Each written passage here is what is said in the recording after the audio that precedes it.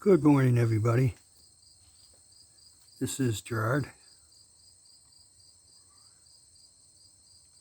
It's fall.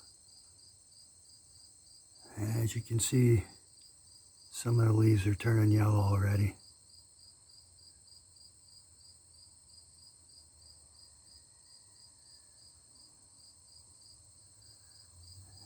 In the year of 1777,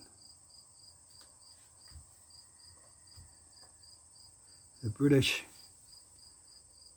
came up with a plan whereby they would send General Brandywine with an army from Montreal south into Lake Champlain and down into Albany and seize Albany and render the Northeast isolated.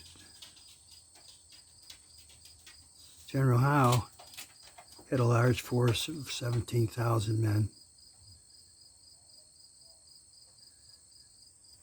He was stationed in New York.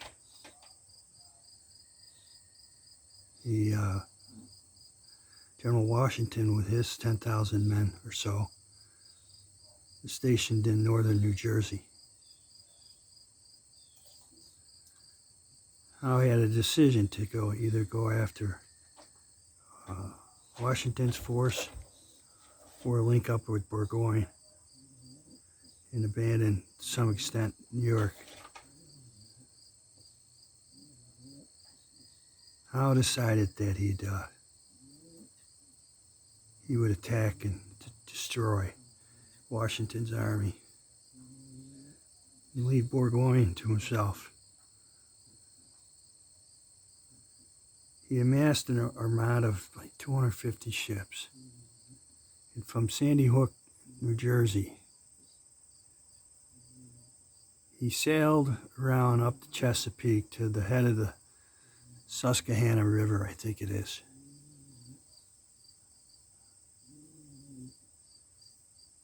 It took him 6 weeks to sail from New Jersey up the Chesapeake Bay.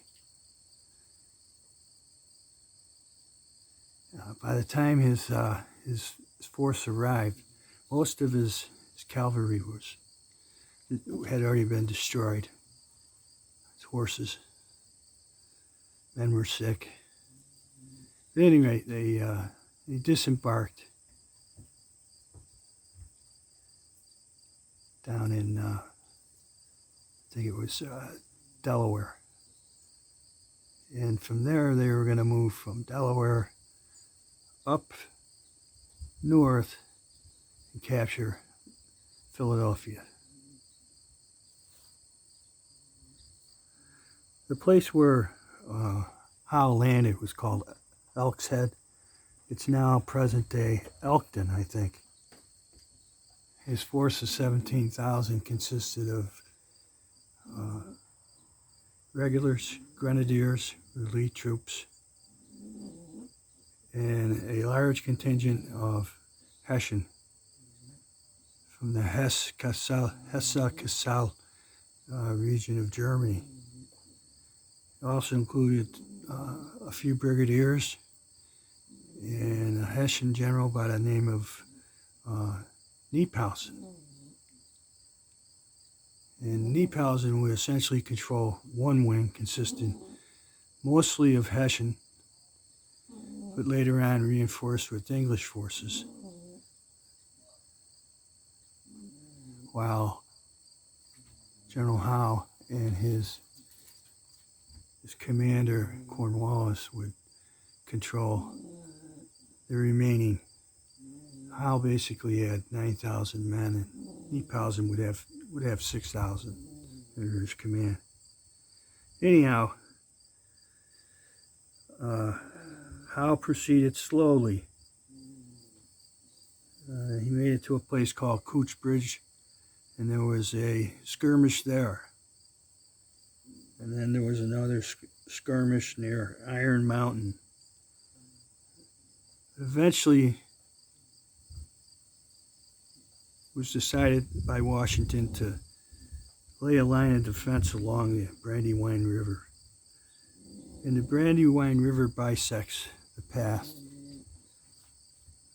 from General Howe's position to Philadelphia, which is the capital at the time.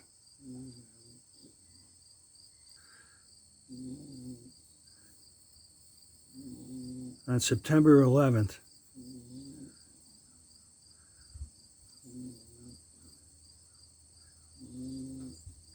the forces collided.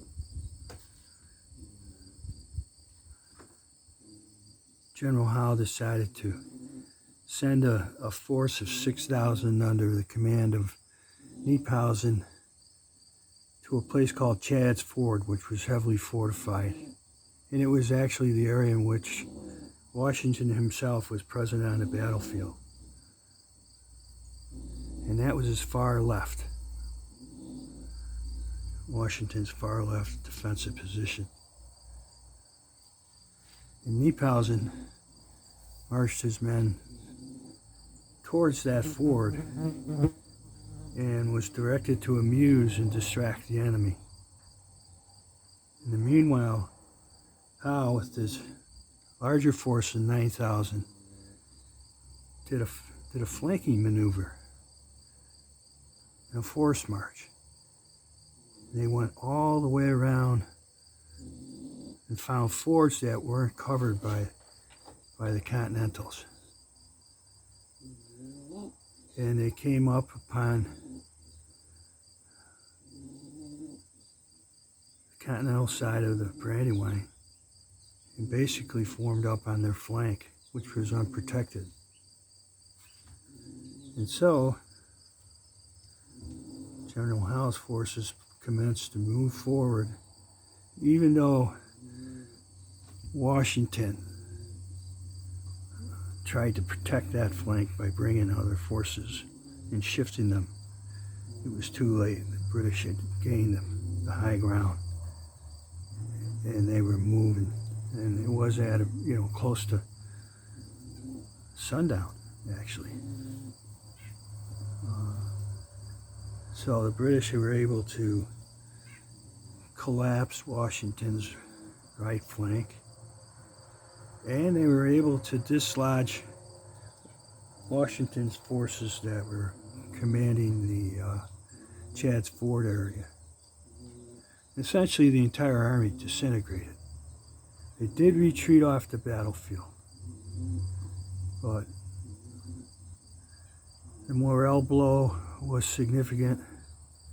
Many questions were raised about Washington's ability to command on the field. It was a very, very low point in U.S. history. But the one good thing is that Washington figured out who some of his better commanders were. General Greene was on site. He became commander of the all armed forces shortly thereafter. But they were able to retreat. But 9/11 was a bad, bad day in the year 1777. So that's our first 9/11. That's all I have. Thank you.